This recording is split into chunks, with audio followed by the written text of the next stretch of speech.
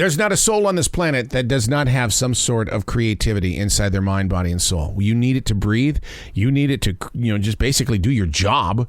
You need it to watch television. Your creativity is always moving. How many times have you been binge watching a television show and your mind is just going because creativity does that to you. But it's an addiction. It wants to be fed. It wants to be loved. It wants to be listened to. Oh my God, am I married to it? I think it's more than that. Unplugged, because we will always say yes to creativity. Totally Uncut, because we will always say yes to creativity. Oh, so turn it into a tool. This is Arroe Unplugged. That's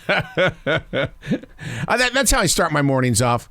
I wake up and I laugh. I do. I laugh. It's like, oh, crap, I did it. I made it to another day. Thank you, Jesus. It's like, wow, joke is on me. Here we go. Let's go. I got my dog. My bird's going to start screaming pretty soon. I have this beautiful forest outside these studio windows. Oh, my God in heaven. I mean, we planted 1,700 trees in this forest in 1997, and look at these children outside this window.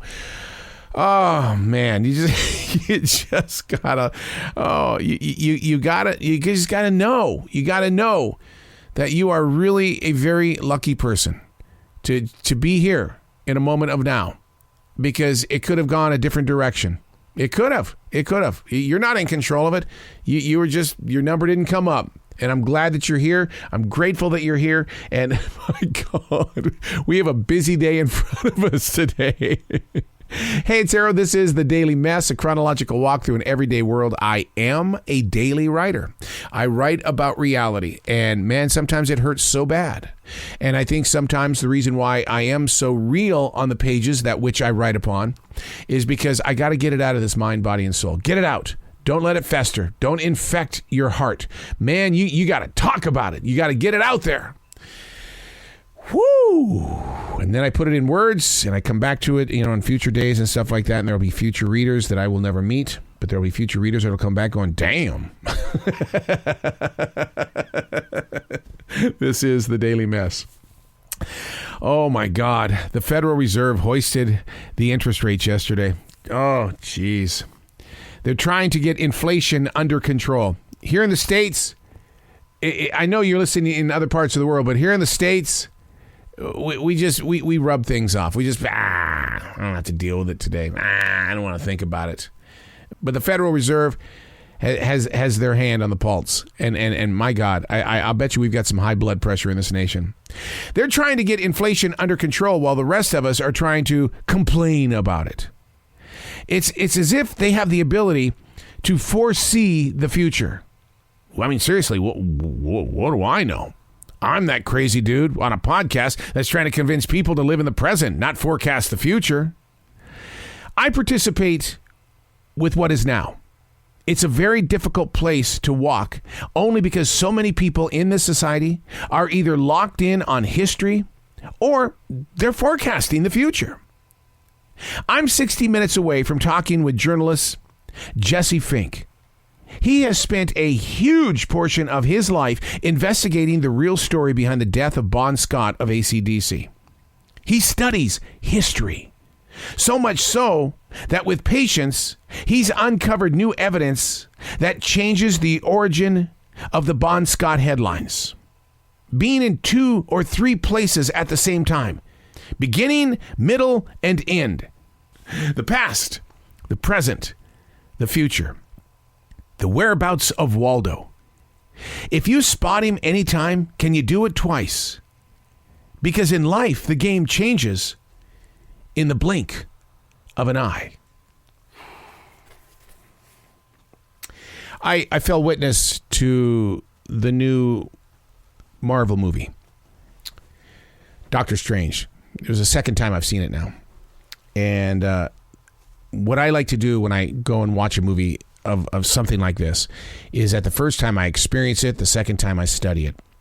The third time I go in and I try to figure out what the artist is really trying to do. I study it.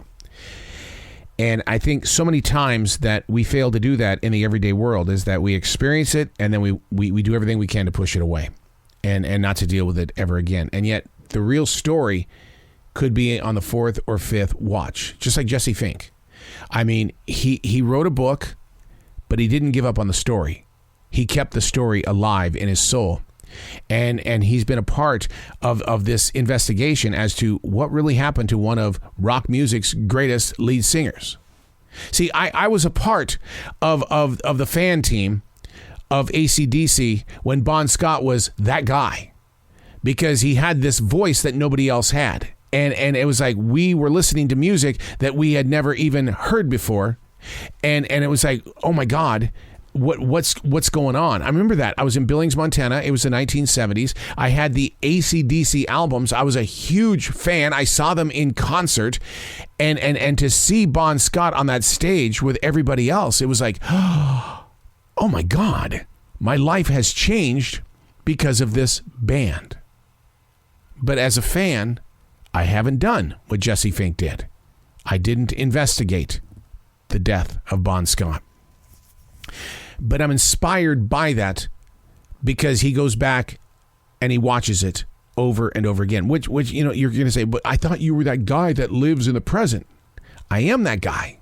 But you can turn your past into the present if there is something in your past that can help out your present. Do you understand what I mean there? You can be present in your past. It has something for you to hold today, which will change the future, just like what Jesse did. Jesse went into the past to get more information so that we here in the present can learn from it and can get the story straight. Therefore, tomorrow will be a more educated day. So it's how you put yourself through the process. Yes, I did live yesterday, but what is in yesterday that can be a tool today that can finance and really kind of feed what is going to become tomorrow, instead of going back and just wallowing in the past. I'm okay. I'm going to stay back here where they say life was great. Life was great before the pandemic? Really? Seriously? Come on. What are you doing to make things different? You've got to consistently be involved with the presence of what is to become.